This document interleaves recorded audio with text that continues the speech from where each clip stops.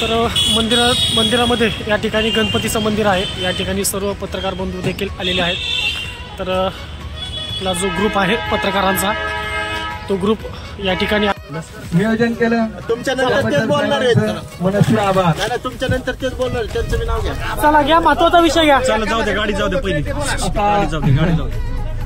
आता आम्ही सर्वजण निघालोय नागपूरमध्ये फिरण्यासाठी। संध्याकाळी आमची ट्रेन आहे। मध्ये गारव्यासारखा दुःख अडवायला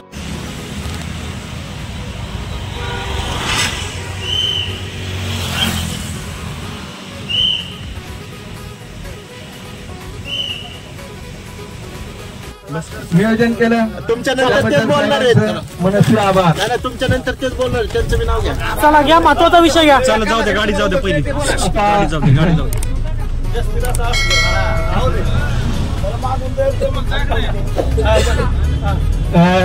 मी एक प्रार्थना बोलतो। गाणं नाही हो, प्रार्थना आहे।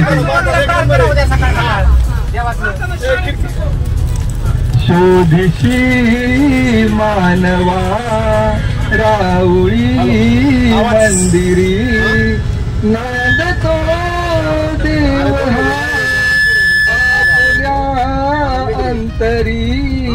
शोधिशी मानवा मेघ हे गाठती कोठुनी मध्ये गारव्यासारखा दुःख अडवायला उंबऱ्यासारखा मित्र वनव्यामध्ये गारव्यासारखा एक तू मित्र कर मनासारखा मित्र वनव्यामध्ये गारव्यासारखा मित्र वनव्यामध्ये गारव्यासारखा।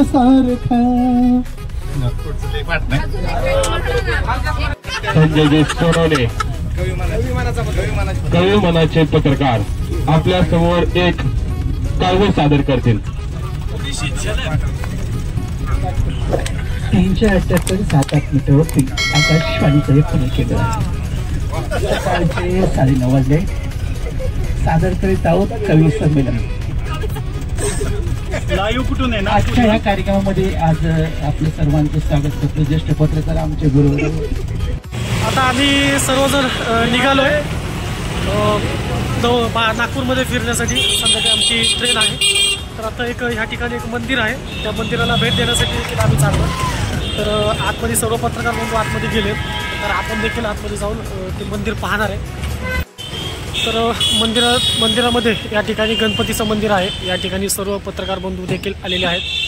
तर आपला जो ग्रुप आहे पत्रकारांचा तो ग्रुप या ठिकाणी आहे।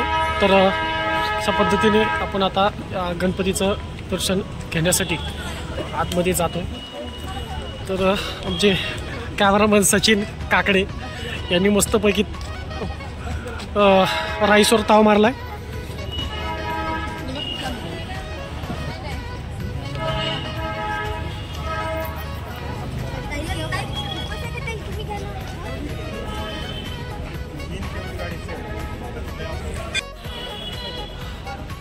सर्व पत्रकार देखील आलेले आहेत। गणपतीचं जो मंदिर आहे त्या मंदिरामध्ये जो मेन एंट्रन्स आहे तो मेन एंट्रन्समध्ये आपण प्रवेश करतोय।